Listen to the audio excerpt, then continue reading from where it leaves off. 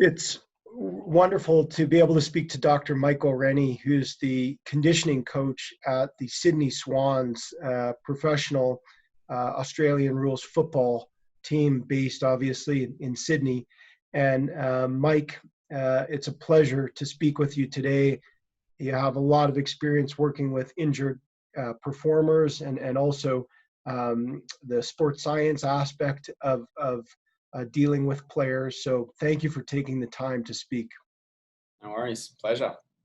Maybe you can talk a little bit more about your background and how you got into your current role. Yep.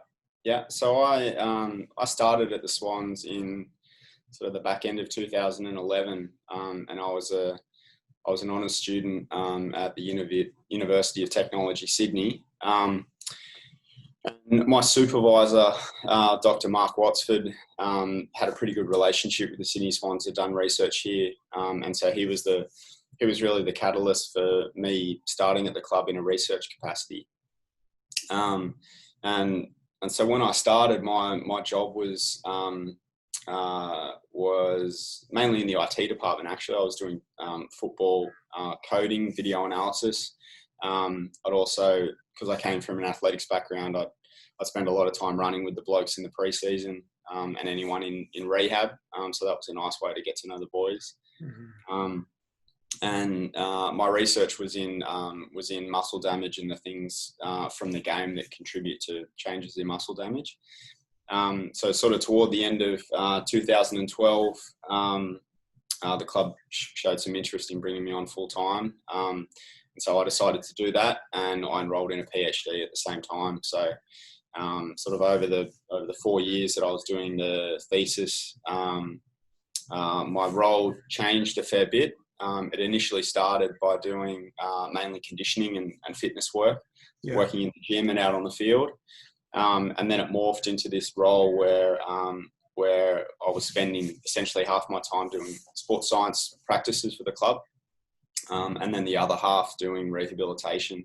And the rehabilitation model that we've always used at the Swans has been we've had a conditioning coach and a physiotherapist working on every single case. Mm-hmm. And so therefore we get a nice balance between the fitness and the pushing people really hard, working really hard in the gym, and also the medical backup in order to make sure that we're doing things carefully, we're abiding by healing timelines, and the players are getting plenty of treatment along the way. So it's always been the model, and it's worked pretty well.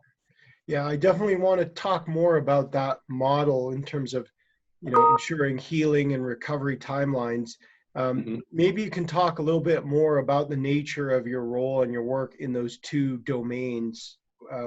One, the rehabilitation area, and the type of work that you're doing with your sports science role or in that capacity. Yeah.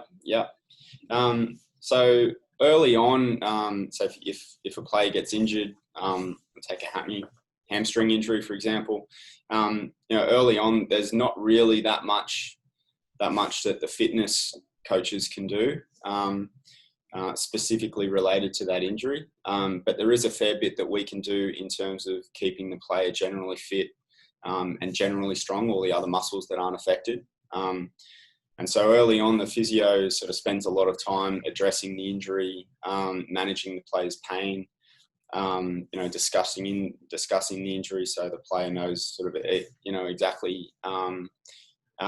exactly what the injury is, the timelines that it's going to take to get better, the general sort of rehabilitation plan that we're going to undertake, in the acute phase anyway. And then I spend a lot of time designing a program in order to make sure that the player stays as fit and as healthy as possible. Yeah. And so from a sports science perspective, we try to map out, the entirety of the program. And we estimate how long the injury is going to take to rehabilitate. And then we map it out using every single tool that we've got available to us. Right. So that's GPS progressions, for example, mapping out their strength progressions using different technology. We've got some force plates, some force transducers, linear potentiometers. So we use all the historical data that the players provided us through their natural training, and then we use that information to map out the progressions over the 4 or 6 week period. Right. Would you say that it sounds like it's very kind of scientific, or you're taking a lot of information, and I guess, are you giving that information back to the athlete, or how is that sort of sports science data used in terms of laying out the progression? Yeah. What we do, we don't try and overload the athlete with information too much early on, especially if it's a decent injury. It takes a little bit of time to process. There's 45 other players on the list here, as well as another 25 staff in the football department, and so there's a lot of people asking them how they are. They're constantly regurgitating exactly what happened, and how they're feeling, and so we're conscious about giving them too much information and putting too much on them. But really we map out the program in order to show them exactly what our plan is and what the expectations are sort of during different periods of time. Mm-hmm. And because the players have sort of done all these exercises before, usually ones that we're implementing, they get a pretty good feel for, what this easy exercise they might have done before, what's a harder one, over the course of over the period of time. And I think that just gives them a pretty good sense about what's coming. And then they can psychologically prepare for that. Right. So kind of having a sense of what's coming helps with the kind of psychological preparedness a little bit and how things will unfold. Yeah. And I think it also shows them that there's the variety in the program is embedded in the progression. Mm-hmm. And once you can do one thing, then you get to do the next one. And that's something that they really look forward to. Right. Because they're competitive in nature, if you say once you can do this, then we can do this other thing, and this is really fun. And then once we can do this, then we can, go outside on the field and kick the footy around, and they just love that sort of stuff. Right. So does that have beneficial motivational properties, I guess? Oh, for sure. Yeah, for sure. Go ahead. Sorry. Yeah, I think the main thing is that they get a sense of, there's a really concrete plan. You've thought about this, so they give you a lot of trust, especially if you show that you've put a lot of work and there's evidence about what you've done. Right. Because the injuries in AFL, they're not really that broad compared to working in a clinical setting. I mean, we get hamstring, calf, quad, soft tissue injuries mainly, mm-hmm. and they happen often in the AFL. Yeah, and so it's like common injuries given the nature of the game. Yeah, and so as part of the progressions, we can show players other successful rehab plans that we've done, and how they're similar in ways. Yeah. And so if you take a player who's been an all-time great at the club, they've completed this rehabilitation, this is what they've done. These are the sort of targets they were hitting. These are the sort of things that they did, in order to make the rehab really beneficial for them. Yeah. Then that gives them a lot of confidence because there's some similarities in it, and they can, because your idol did it, then it's got some efficacy. Yeah. So I was just going to say, is there value in them seeing or having those role models who have effectively come back, particularly from a similar injury? Yeah, for sure. On a number, we've got 45 players on our list with a wide range of ages. So 18 years to 34 years. And a lot of our coaches played at the football club as well. Mm-hmm. So whenever a player gets injured, there's either a player on the list who's had a really similar experience, or there's a coach who's had a similar experience as well. Yeah. And so we try to connect them together so they can, discuss their experience about the injury, what they did, how they felt during it. And I think that really helps the player, because, you know, they don't feel like they're alone in the whole thing. They feel like someone can relate to it. Right. Is that easy for that to happen, or is that common that the player can feel isolated or kind of alone in the experience?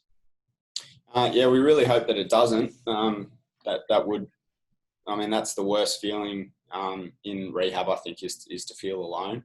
Yeah. And feel isolated away from the team. Right.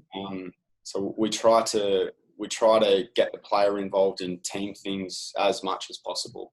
Right. You know, there are some things where, or some times where you need to do things just one-on-one, and you know, and that can be a little bit boring if it's a if it's a long-term injury, like an ACL injury, for example. That's going to be 12 months. And you're often doing things that are completely different to everyone else. And so therefore it's in a one-on-one environment, or, you know, on occasion, the rehab program might sit outside of the football program. Yeah. And so every single chance that we get, we try to, try to do it with the team, or we try to do it with a number of different people, just to keep it interesting and fun. And what would you say, Mike, are some of the concrete benefits, if any, of having them integrated into the team? Or, you know, aside from, I guess, reducing the isolation, are there specific benefits in your experience to having that recovering athlete integrated into the team? Yeah. I think the main one is when they're doing stuff with the other players, they kind of forget about their injury, or, you know, whatever they're rehabilitating. And that's important to sort of take your mind off it as much as you can. So, you know, if it is something that weighs on you constantly, I think when you get to training, you don't have the same ability to train with intensity and train with focus. Yeah. You know, just like any of us, you know, if we're doing our PhD thesis 24/7, it's really hard to maintain intensity. So, you know, having breaks from it is really important for your training efficiency. Yeah.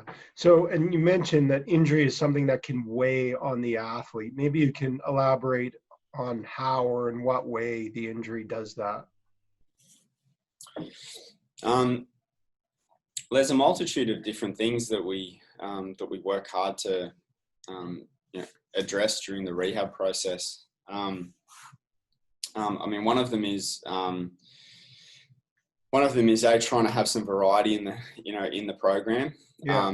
If the program is just all about the injury, then I think you sort of fall into this, you know, spiral of always talking about it. You're always trying to train for it. So I think having some variety, and it's really important from them not focusing on it all the time. Right. When you say variety, do you mean like in terms of variety in terms of the rehab program itself and the exercises, or is it along the lines of having different things to focus on? Like, you know, okay, well, now's a chance to go and play some golf, or, you know, I don't know, or go fishing, or, you know, hang out at the beach. Is that what you mean by variety? Yeah. I mean, if you think of a rehab exercise program, it's mapped out over 6 weeks, for example. You've got your exercise progressions along the way. You've got the different elements and different streams that you need to address of that specific injury. You can do that sort of exercise or that exercise program in so many different ways. And whenever you talk to coaches, they've always got, you know, different ideas and different ways that they implement it. And, you know, they're all just as successful most of the time. Okay. So that's, yeah, go on. Sorry. And so, you know, exercise-wise, you can do them down at the beach. We go down to the beach all the time. We can do stuff in the pool. We can change the venue that we're training at. We can do the exercises within games. And so rather than just sort of, you know, repeating exactly the same environment, the same people that you're doing it with, the same voices, we try and change it up as much as possible. Yeah, I think that's a great point, because, you know, I guess certainly in some of my own personal rehab experiences with 3 ACL injuries and a shoulder operation and other things, you know, there tended to be a lot of repetition sometimes, and there wasn't I felt always that variety that you're referring to. And so, do you find that that's helpful for the athlete in some way, or what is the value of the variety for them? Yeah, I can't remember where I heard it recently, but it was a guy did a presentation the other day, and it was same but different, and so it can be the same exercise, but it's just got a slightly different look to it. Yeah. Well, and also you kind of mentioned that idea that, sometimes there's maybe multiple exercises or approaches that will get you to the same end, right? Like Yeah. you can maybe meet the same goal of building proprioception or strength or endurance or whatever it might be by engaging in a variety of different tasks or exercises. Yeah. So yeah, I thought that's great. Yeah, and I think that's where the players' input is just absolutely important. They can, our expertise is the designing of the training program, but they've got some, nuances about the way that they feel they might want to run things. Yeah. And the types of different things that they like doing, the types of places they like to train. Some of them like to train really early. Some of them like to train late at night, and we try and integrate, their interests, their passions, their individual characteristics within the program as much as possible. Right. And how is that done? Is that just kind of a matter of communicating with the athlete about their interests, or does their input come into play in different respects or in different areas of the recovery? Yeah, it's absolutely constant. There's just so much chatter that goes on with all of these different programs, and it's just constant.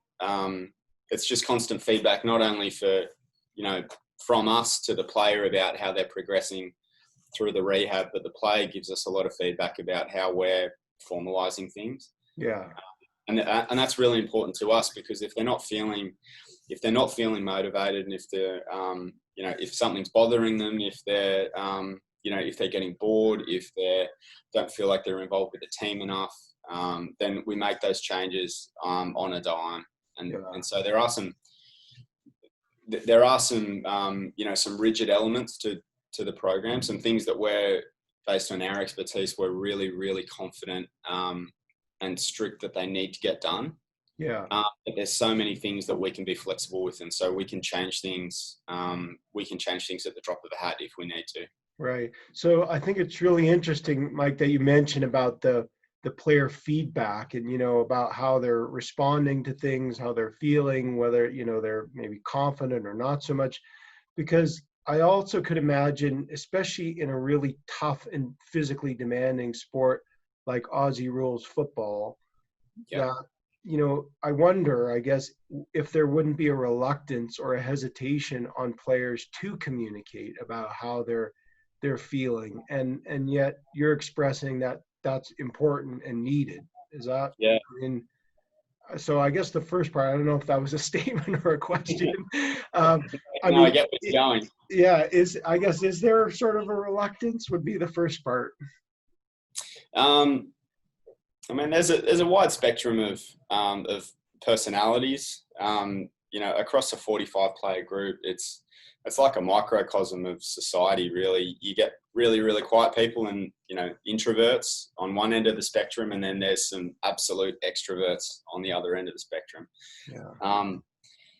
And so, regardless of where you fit along that spectrum, we really make sure that the player feels it's their program. This is owned by you. You can have a significant influence over what you're doing here, because when they feel a little bit of ownership, I think they feel some responsibility about it too. It's not just on us to get you better. It's on you as well, and we're going to work absolutely tirelessly to make sure that happens. Right. But having the player involvement is just important from so many different perspectives, regardless of the personality that they've got. Mm-hmm. And And, you know, like an older player, they're typically more involved because they've got experience in it. Younger players, typically less so, but we still try to make sure that they, you know, they come out the back of it with really, really good skills. Communicating with staff is exactly the same way that you communicate with other players or with your coaches. And so if they can come out of rehab and have slightly better communication skills than when they went in, that's an upside, you know, completely disregarding the physical side of it. Right. So are there things that are helpful, or I guess if you're to give tips or suggestions in terms of athlete communication with members of the treatment team or individuals such as yourself, like what helps communication on the athlete end of things? Well, first of all, I think the encouraging to ask questions is a simple one. So if they're unsure of anything, if they're not 100% confident about the direction that it's going, then that's one simple way. But probably the most significant is just the relationship that you have with the player. You know, even before the rehab things start. So, I mean, there's so many good coaches around the world. You listen to presentations all the time, and it's and the relationship that you've got with the players is probably the most significant element to any training or rehabilitation program, I think. Yeah. Because that sort of forms the basis for trust. It forms the basis for your ability to communicate. And so it's really similar to, the relationship you'd have with your husband or your wife. You can talk about anything, and if they've got the freedom to do that, then they can have a really big influence over the way that things are run. Right. So, yeah, you mentioned that term trust, and I was going to come back to that and kind of what facilitates it, trust. Yeah. And it sounds like you're indicating that if the relationship is good, if they feel like they can be open with their communication and honest, that is important in facilitating trust, or just the likelihood that they ask questions, those kinds of things. Yeah. And the other part about, I think I mentioned at the start of the conversation how important it was to map out the program the get-go, because I think some of the challenges that we've got, if you don't do it that way, is the player kind of feels ambushed when something comes into it. So it's all about really trying to preempt what their thoughts are going to be and the types of questions that they're going to ask. Yeah. So if you can provide that information beforehand, then they just feel like you're thinking about everything that's coming. You're answering questions that I've got in my head, but I haven't asked you yet. They just think you're the best. Yeah. And I imagine would that facilitate trust as well? Like them having the sense that you're really kind of carefully and thoughtfully thinking about their rehabilitation in a detailed or nuanced kind of way. Yeah, for sure. I mean, we really want the player to feel absolutely central to every single decision that we make. We're employed by the football club, but we essentially work for the players. We're here to help the players become the best football player that they can be. Yeah. And hopefully they have that sense all the time. I mean, if they didn't, I wouldn't be good at my job, because that's the most important part, is that I'm here for them. I devote absolutely every single second that I'm here to helping them. And I think that's the first thing that they pick up is what are you in it for? Are you in it for your own personal benefit? So the rehabilitation coaches or the coaches or practitioners, whatever area they work in, I think if you're absolutely focused on the player, then I think the player sort of buys into what you're about. Right. And I guess in terms of the buy-in, would you say that buy-in is important to that point you talked about earlier with the player feeling a sense of ownership over the recovery? Yes, significantly. Yeah. If they don't have belief in what they're doing, I mean, it's impossible to operate. It's like it's like doing a PhD thesis topic on something that you're not interested in.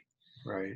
You know, if you've got some rigor about you, you can grind through it. But if it's not something that you're absolutely bought into, then it's really hard to invest your time and your physical effort into it. Yeah. And so if you take an exercise, for example, there's a lot of different ways to train a movement of the lower body. So if a player doesn't like a particular exercise, we're not going to push him into doing that. We'll change it up to, you know, something that's going to give them the same stimulus, but an exercise that they really like. And, you know, this can be as far-fetched as they've been traveling overseas, and they've watched a basketball player in a gym do this exercise, and this basketball player was their idol. You know, we can adopt something like that, you know, within their program that essentially does what we're doing, but, you know, it does something that that they've sort of bought into, if that makes sense. Yeah, sure. And, you know, I guess in terms of, ownership, it sounds like, you know, you mentioned that it's important for the player to feel like they're sort of driving the process. Is it sometimes the case that maybe an athlete will kind of feel like, okay, you're the experts, just I'm going to kind of put myself in your hands and you're responsible for my recovery? Yeah, there's probably been a bit of a shift in that, from my perspective anyway, over the last 7 or 8 years. It used to be a lot more simple just to say, go and run for 5 kilometers outside, and they'd go and do it. There wouldn't be any question about it at all. They'd say, all right, well, how fast do you want me to do it? And, you know, there's limited questions, but now I think like the types of boys that are coming into the program, they're a lot more informed. They're a lot more inquisitive about why, and so the cells become even more important over the last few years, I think, from my perspective. Yeah. So would you say it's important that you're in a position to be able to clearly and effectively answer those why questions and to be able to sort of demonstrate an intricate knowledge of what physiology or kind of, you know, some aspect of the rehab that they're asking about? Yeah. There's an element of that, and that's usually addressed when the staff are planning the program. And so we ask ourselves and we ask each other why we're doing exactly what we're doing. Yeah. And so that and that's just not questions about the rehab program. It's about the nutrition element of the program and their maintenance of football skills and the psychological element to their program, and their personal development. So there's a lot of sort of different things that contribute to the program, and we stringently discuss exactly why we're doing what we're doing. Yeah. And so when the player asks the question, we're really prepared for our response. Right. And the other part about it is that if we discuss it as a staff, our rehabilitation group is made up of sort of 5 or 6 different people. And if we discuss things as a staff, if the player asks any of us a question, we all give them exactly the same response. Right. So that consistent sort of response or messaging from the staff to the athlete is important. Yeah. Why? Extremely important. I think that's one of the most important things about trust in the program, is that the player, no matter who they ask, the messaging is exactly the same. And so from a staff perspective, we look like we're an absolutely united front. We've nutted out every single question that the player could ask. Right. And so when they do ask a question, they don't get any conflicting answers at all. Yeah. All of the responses are exactly the same. The player feels that everyone's on exactly the same page. Everyone knows exactly the direction that we're going, and that gives them a lot of trust in the program that they've got. So are you having like ongoing meetings, or particularly maybe initially to kind of map out the program and to get everyone in terms of the practice side of things or the provider side to ensure that everyone is on the same page, or how does that work? Yeah, we meet every day and discuss the player program, discuss Right. the progression, discuss how they're going, Yeah. and we do exactly the same thing with the player. Right. And it also sounded, Mike, like, you said when you have those meetings that everything, like you're not just putting elements into the program in a haphazard way, but everything is very intentional. So there's like, it sounded like there's a clear reason or rationale, I think you said, for why something is being included in the program and how it'll help the athlete, or like to what end that element of the program is included. Would that Yeah. be sort of an accurate characterization? Yeah, that's exactly right. Exactly right. Okay. I mean, the players only got a certain amount of energy that they can spend, and we're conscious of that. And so part of all the different elements is prioritizing exactly what you want to get out of the day. So, and when the player turns up at 9:30 in the morning, I can sit down with them and say, so today this is going to be our absolute focus. We're going to address this, and this, and so they've got a really clear idea about what they've got to tackle for the day. Right. They can go down with the physios, prepare for that, and discuss it. And so it's not just about sort of putting together the program, it's about making sure that you've got a priority of things that you're going to address at different times throughout the program, and keeping the player informed of that so they know what's coming. Right. And so to that point about knowing what's coming, I was just going to ask, are there uncertainties that injured athletes experience with respect to the injury itself, or the recovery or return to play? Yeah, that's probably the most challenging part about it is elements of uncertainty. They go through the player's mind all the time, and it's really important, to be sensitive to that. Those uncertainties can relate from, am I ever going to play again? Is this going to mean I've got to retire? Am I going to get back into the team? Is this injury going to affect me for the rest of my life? There's just so many things that go through their minds, and so we spend so much time talking about that and addressing any uncertainties that they've got. Yeah. Because if you've got that sort of stuff, floating around in your head, when it comes to training, it's really difficult to focus. And so part of eliminating the uncertainty is trying to focus on the things that they can control. Right. So in terms of how long the injury is going to take, often early on they're broad estimates because based on our experience and based on the literature, we know that it might take between sort of 4 and 6 weeks. We usually gun for 4, but the player is absolutely aware that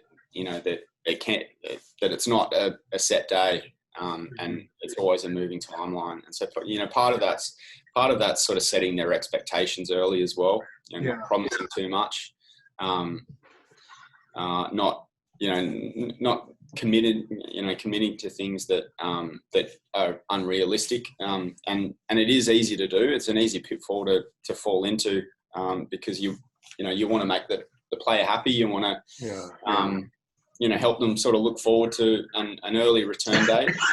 But it's just so important to just sort of set your expectations, and not just set them just on the, off the drop of the hat.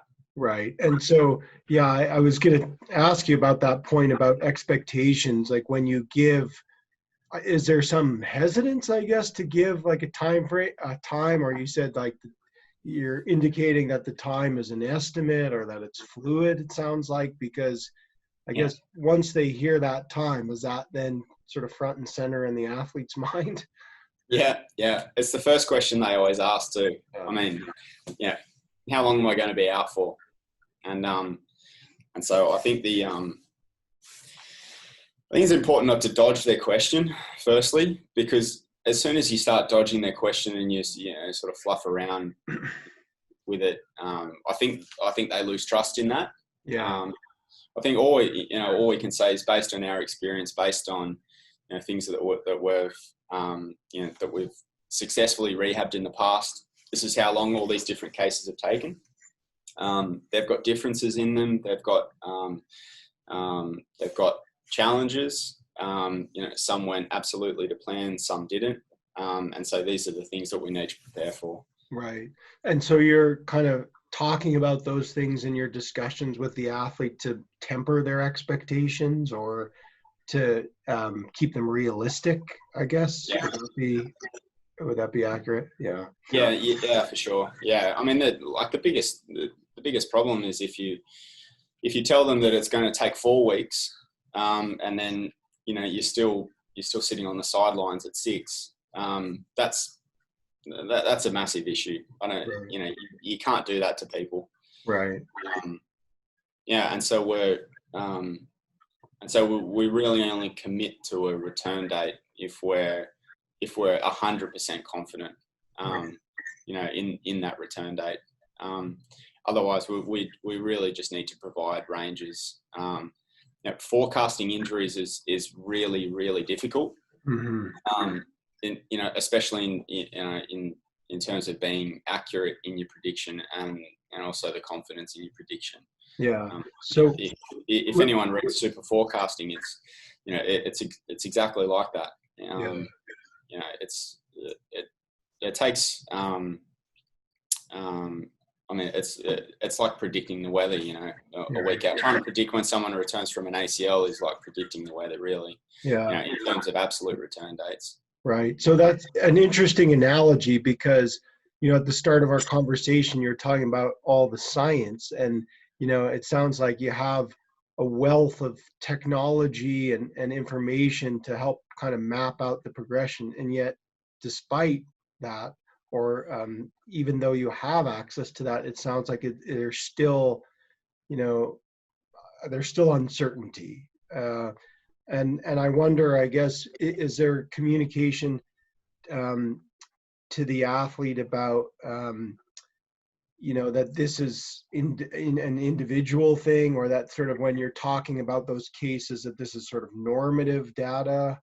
I guess I'm just wondering a bit more about the communication and how that's conveyed sort of in terms of timelines.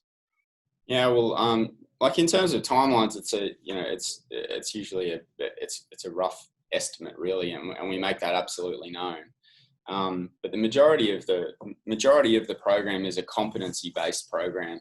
Mm-hmm. So once you do this thing, then we can move on to the next. And if that takes us a few weeks, or if it takes us a week, it really doesn't matter. Yeah. But in order to rehabilitate safely, not only are we trying to get you back quickly, but we're trying to get you back and keep you back. Yeah. And if it means taking a week for the sake of reducing re-injury risk, then we'd usually take that. And that's part of the discussion with the player.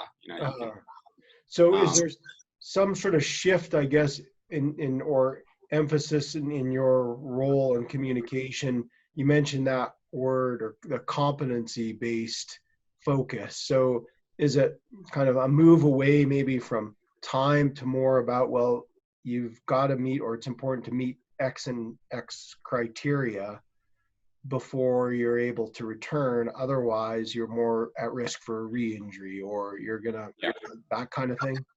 Yeah. I mean, the timeline is always so difficult, but because it's the first thing that the player will ask you. It's the first thing that the coaches ask. It's the first thing that media will ask players. And so it is important to give them an estimate so that they can answer that question. Right. But in the background, we're not really focused on that. We're really focused on the player achieving specific outcomes in their rehab program that show us and show them that they're strong, fit, psychologically ready, that they're fast enough from a performance perspective, because not only do we want them to return, but we want them to return and perform and contribute to the team. Right. And that sort of comes into the decision making sort of at the end of the rehab is because we've got a restricted bench in AFL, we can only have 4 players in there. The player really has to play the full game, and they need to contribute heavily as well. And so part of it is A, can you play, but B, can you perform? Right. And in terms of that assessment, like it sounds like it's kind of multifaceted. And you mentioned, are they psychologically ready? So how do you gauge that, or what are the indicators of whether the athlete is mentally prepared to resume competitive play or match, intense play? Yeah, so we mainly do this informally, really. When the player has meetings, we've got a psychologist on staff, so she works really closely with them. Every single person's relationship in the department contributes to it as well. We're constantly talking, about how they're feeling. And so sometimes even a player will tell you, yep, they're ready to go, but deep down from knowing them, there's a sense of apprehension, and that weighs really heavily, and that's not something that we can, objectively record. That's a gut feel that that you get from people just by knowing them. Right. Can you see that apprehension in their behaviors, or in terms of like how their skill performance? Yeah. There's a lot of different ways, and it sort of varies for different people. So sometimes it's offering them an opportunity to do something, giving them freedom of choice, and they either attack it or they go, oh no, I might just hold off on that. And you go, okay, well that tells me a lot. Yeah. And so the questions that you ask and the things that you ask them to do, every single thing provides evidence about how they're feeling. Yeah. And so like something that I've really worked on hard over the past few years is, if you ask them to do an exercise, don't just see whether they want to do it or not, but really look at their body language, look at the way that they set up, look at the way that they attack it. The words that they say to you in response. There's so many little nuances that I think you can pick up if you watch them absolutely intently. Yeah. So yeah, you've given me an idea here for possible research area or focus, and I really love kind of what you imply here, in that maybe it's not about directly assessing or asking, well, okay, are you feeling confident? Because maybe they'll say, yeah, sure, I feel confident, but it's more that indirect assessment where, I like your example of giving them choice, and then maybe they're not even thinking about, oh, well, this is some assessment about whether I'm ready to return. But, you again, sort of like, well, if they choose to do it and attack it and, like kind of really throw themselves in, maybe that's an indicator that psychologically they are prepared, versus, maybe I'll hold off on that for the moment. Yeah. Go on. Sorry. Just to lead on that. Part of giving the player a challenge or an assessment, if they feel like they're being assessed, they usually go really hard, simply because they're that sort of personality. If you give them a challenge, or you question their strength or their masculinity, then they'll go pretty hard. Yeah. And so I think that, like a lot of the information that you can pick up is simply through providing them with some options about what they can do. Give an example of an exercise like a squat. You can use 120 kilos, you can use 80, or you can use 60. You pick. And if they go for the biggest one, you can clearly see sort of where their head's at. Yeah. Conversely, if they go, well, actually, I might just do something else today, and you go, okay, no worries. Yeah. No, I think that's some really interesting insight, because certainly, in sports psychology, or there's In physical therapy journals, there's explicit questionnaires, for instance, that ask players about their confidence to resume competitive play or to perform certain skills. And Yeah. again, I guess sometimes there's that social desirability piece, right? Where it's like, well, as you mentioned, if you think your masculinity is at stake, you may be inclined to answer a certain way. So I think that sounds like a great kind of way of gauging someone's preparedness to resume activity. And in terms of, you talked a little bit earlier about, or alluded to this idea of injury as a benefit. And I guess I'm wondering, are there any benefits to the injury experience? Yeah, there certainly are. I've got a lot of different examples where players have used their time to improve other qualities.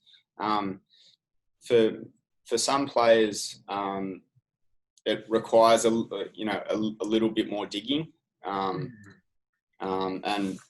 promotion of potential positives out of this time frame. Some injuries that we have are typical ones. They missed sort of 3 or 4 games. It doesn't really give you that long to change things significantly, Sure. But if it is a longer term one, then you can really try to identify some opportunities for improving different things. Right. Like a simple one. We had a player injure their quad last year, and that was their non-kicking leg. And so it gives you a chance to become a really good kick on the opposite leg too. So we get the coaches involved with that sort of thing, to promote it, and they can come out of rehab and be able to kick effectively on the left and right leg. There's not a lot of people in the AFL that can do it really, really well. And so we can identify opportunities in terms of their physical fitness that we can work on. Rehab's a really good place for that. If you want to get stronger, if you want to get more fit, it's a really, really easy place to do that, because you don't have the the effects of games where people get bashed up. Can't really exercise for a few days after. So that's one side of it, the physical side. But there's sort of other things to it as well. We can, like a couple of our players who weren't that good at swimming, we got them to do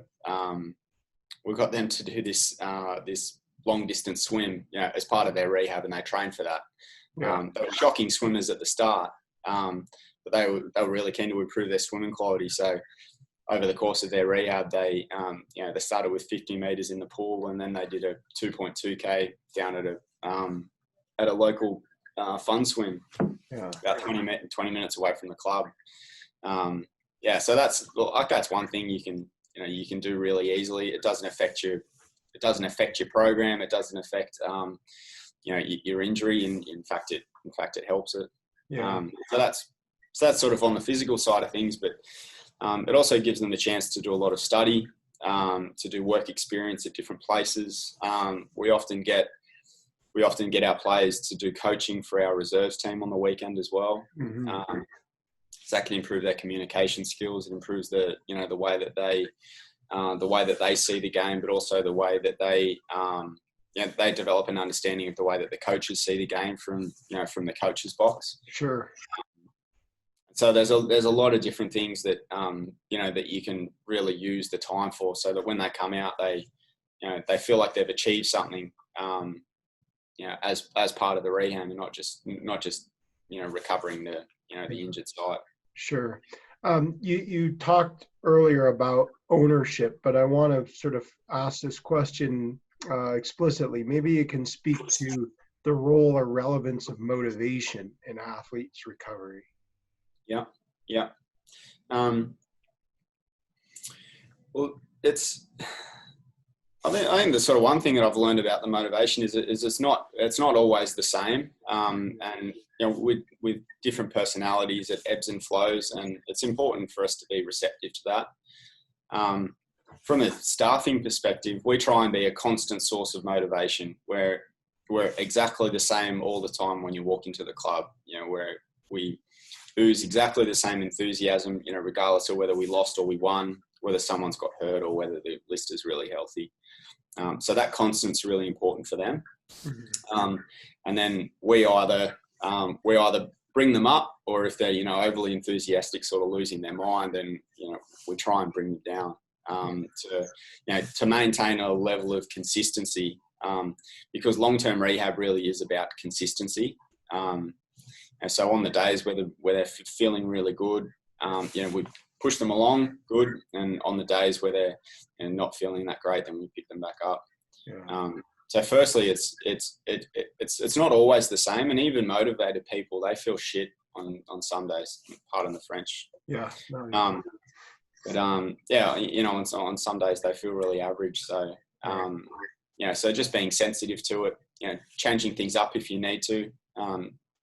At our footy club, we've got this fitness room which is sort of downstairs, and it's really easy to feel sort of locked away in there. So if you've got a bike session, for example, then we try and change. We'll go for a bike ride down at the local park, or go down the beach for a swim or something. Yeah. So I think from our perspective, trying to be receptive to it, but also expect the players not to be 100% on every single day. It's bloody hard to do. Yeah.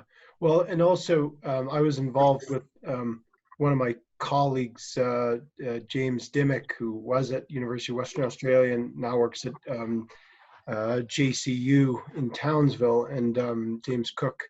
And we were looking at kind of the impact of variety and its role in motivation. And, I guess consistent with what you're saying, it seemed to have some beneficial properties, I guess, in terms of getting people exercising, and sort of when that expectation of variety was there, that could be helpful. And, I guess, again, as you say, in a longer rehab, it's hard, right? Because you're doing maybe a lot of the same things, even despite your efforts to include novelty of tasks. And so it sounds like, again, that variety is important and certainly consistent with some science, I guess. But I think you also seem to be alluding to the point, Mike, that, it's not like motivation isn't just like it's something within the athlete, but it's also something that can be fostered or conversely maybe suppressed or diminished depending on the environment. Because you say that there's an effort to maintain, like, regardless of wins, losses, uninjured, injured, that you as, sport medicine providers or sports scientists, that you're trying to be constant in your delivery and your approach. So, I guess, like, would you say that you play an important role in the athlete's recovery motivation? Yeah, for sure. I think we do. Every single staff member plays a role, and so that's a message that we always have. We always have department meetings, and we discuss the players' program, and so everyone's informed, and they can sort of have a level of information where they can ask the player questions about exactly where they're at. They can provide feedback. They can jump into running sessions with them, whenever they're outside. So sort of keeping everyone informed, regardless about whether they're sort of dealing with the player face to face every single day, is irrelevant. It's about trying to keep everyone informed to a point where, where they can ask questions. They sort of know what's coming, encouraging the player that, I heard you were going to be running next week, mate. That's great news. Can't wait to see you out there. And then, and then when the player is doing the run, there's 45 players out there cheering him on. So that's, all that sort of stuff is just so important. Right. In terms of, you mentioned the players cheering on the athlete, and we've talked a bit about this, but again, I just want to sort of come back to this issue about support. And I wonder, what are the specific types of support that the injured athlete needs or benefits from? Yeah, there's a lot of different types. In terms of, like, I'll start with the sort of the easiest one. I mean, the support that they get from their coaches and the staff here is really, really important, and it's important for us to always be optimistic for them as well. We always try and look on the brighter side of things, keep them positive. You know, and like I said before, sort of just being a constant source of motivation, inspiration, positive talk, and just promoting a really good environment. So when they wake up in the morning, they look forward to coming to the club and working with us. Yeah. So that's really important from, you know, from within inside the football club. It's really important to have some clinical psychological services as well, I think. I think that's imperative, you know, in a high performance sporting environment where the pressure is so high. So we've got a full-time psychologist who works with every single player, regardless about whether they've got, you know, an overbearing issue or not. And that's important so that they've got someone confidential that they can talk to if they feel like they need it. Yeah. You know, the other elements is making sure that their home life's really, really, you know, nurturing, structured. Because if it's nice at the football club for, you know, the 12 hours of your day, and then you go home and it's shit there, then that weighs on them a lot. So we've got a lot of services at the club in terms of welfare that work with, you know, families to, you know, to make sure that the environment's really, really good. You know, so most of our players, well, I'd say all of our players don't live at home. There might be sort of one or two over the past 10 years that did. But most of them live either in a share house with other players. They live with their partner, for example. And so, you know, making sure that environment's really fostering for them is important. So sometimes that involves, you know, changing houses around as well if a player feels like it's not working for them. You know, we've had a couple of injured players live together for a period of time, and they can, you know, they can help each other. You know, talk about it. They can help each other prepare. They can, you know, cook meals together. And so there's a lot of different things in terms of just making sure that not only is the football side of things addressed, but everything else outside of that is as well. Yeah, it sounds like a really holistic kind of perspective, and, you know, kind of recognizing the athlete as a entire person, and not just, as you say, sort of a narrower focus on just their performance, but all the other factors that can affect their well-being or that come to bear on their performance. Yeah. So just a couple other questions. I'm wondering, do you notice factors that distinguish athletes who seem to make an effective or successful recovery versus those who don't? And I guess the factors could be physical, psychological, social. Yep. Probably the first factor is the injury itself. And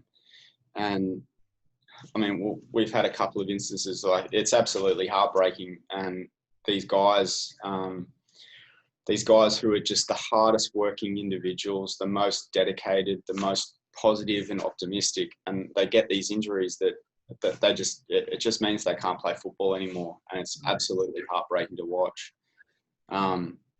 And it's really heartbreaking to talk to them about as well, because it's, you know, it's their livelihood. This is what they love doing. So, you know, the injury itself, regardless of how motivated you are, can have a massive bearing over whether your rehabilitation can be successful. And, you know, not only are you rehabilitating for like a level of quality of life, I guess, but you're trying to rehabilitate to a level that is so much higher than the rest of the population. And that's difficult to do. And in order to get that level of fitness, you have to train really hard. So if any of your systems are compromised to a point, you know, structurally compromised, then it's really difficult to change. Yeah. So I'd say that's probably the first factor. Most of the guys that we work with, we're relatively blessed in terms of their motivation levels. You know, most of the athletes here are high risk individuals, They work really hard. They've got a little bit of a disregard for their bodies, in terms of the way they train and, the way that they compete. Even if you're just playing a little bit of muck around soccer, in the day before a game, some of them just go like a bat out of hell. So Yeah. I think that personality is really, really important to attack your rehab. Yeah. So most of the time, rather than pushing people along, we hold them back a little bit, and that's just from my experience. They'll usually do more than what you want them to do, than what you ask them to do. Yeah. So I think that personality is important. I think in the long term injuries in particular, the people who are really stable personalities, I think they cope with it a little bit better, because they don't have the big downs and the big ups. So I think they tend to cope with it a little bit better, just because they can come in and they can just grind away every single day, and the things that are coming up don't weigh on them as much. They don't think about it too much. I think the thinkers can get stuck on occasion, because part of training every single day for a year is just not thinking about it too much. You just come in, you do the exercise, and then you go home. And if doing that is a big weight on your mind, if it's a big weight psychologically, then it can catch up to you. Yeah. So when you say the thinkers, Mike, you mean like those who have a tendency to maybe perseverate, or like to continue to think, and kind of feel the need to contemplate what they're going through, or to, sort of, and sort of constantly questioning what they're doing. Is this the right thing? Should I be doing this slightly differently? I think the players that seem to deal with it so well are just the ones that can just get in, do it, and then it's done, and then that's part of their day that they've just ticked off, and they can move on really quickly. So you almost like, are you suggesting a need to kind of compartmentalize a little bit? Or I was thinking of that exact word. They just have this ability to, this is their exercise, this is their home life, this is their time with their friends, and things don't, if they had a bad day at training, they can go home and just be a family man, and be great to their kids, not get frustrated by stuff at home. And so I think their ability to compartmentalize is relatively important, particularly in the long-term ones. Yeah, and I guess, you mentioned like these guys are, being, I guess, the most high-profile, certainly one of the most high-profile sports in Australia, that there's probably a lot of pressures. And so I imagine, like, would you say that that sort of skill of, is that something they bring with them maybe before they even experience the injury, or it's something like, the ones that can do that can not overthink, or who can compartmentalize before they get hurt, are better able to do it after they get hurt, or not necessarily? That's a difficult one. I mean, there's part of the the difficulty of sort of answering some of these questions is there's just such a broad range. Sure. And that's one of the interesting parts about the job too, is that the different personalities and the different way that people cope with stress is just so varied.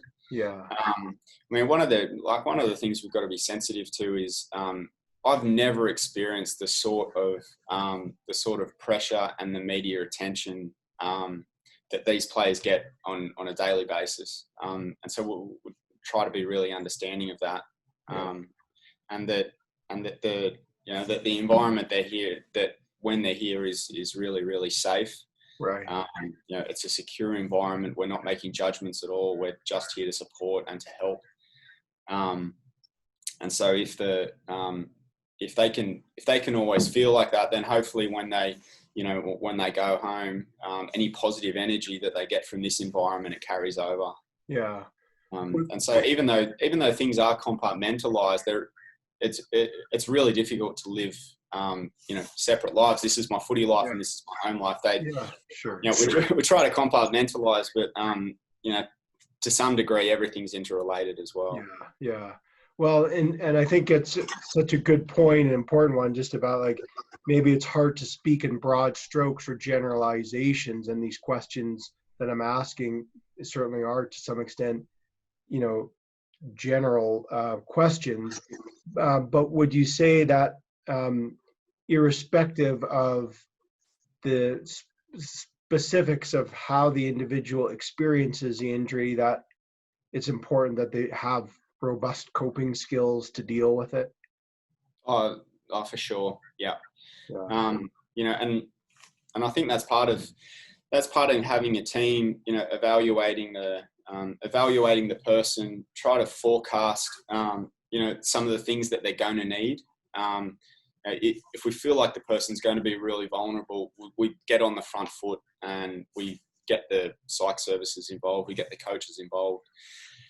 We make sure there's different things around the program, that address things that we think might be a problem. And then even if they're not, then we know that they're taken care of anyway. Right. Yeah. My last question is, if you could share one piece of advice with the injured athletes, what would it be? I think probably the one that stands out to me is to really be actively involved in the rehabilitation program, to look for opportunities in it, look for things that you can improve. And I think when people are actively involved in it, when they come out of it, at the back end, it's this sort of whole journey, that if they are involved in it, then when they sort of come out the back end, they feel like, I did that. That was really off the back of all of my effort. And so I think that builds a lot of confidence when they get to that, when they get to that level. It wasn't us that did it. It wasn't any of the football staff. This is all thanks to you. We played a small part in designing things and, helping you through it, but this was all off the back of your effort. And those are those sort of skills when when the chips are down and you're feeling really average, but you can sort of pick yourself up. Develop your fitness, develop your psychological strength, develop your discipline, your resilience. When you come out the back of it, you can be a completely different person. And I think the only way that you get that is if you're really actively involved in the process. And so whether that's advice for the athlete or advice for the staff, that's something, or the clinical services that are managing the rehab, that's something that I push really, really hard. I think those are great words to conclude and finish our chat, Mike. And I just want to reiterate my appreciation for your time and expertise. And I think there's a lot of value and insights in the comments that you've shared. And so I think whether it's an athlete or a practitioner watching, I think there's much to be gained from our discussion. Thank you so much. Appreciate it. Thanks. It was really nice to reflect on a lot of this, a lot of the questions that you asked. We sort of do it informally, but I haven't really had a good opportunity to sit down and discuss things with someone, especially with a psychological background as well. So I really appreciate the time that you've taken, mate. Yeah, thank you very much. Great to speak with you. Cheers, Les.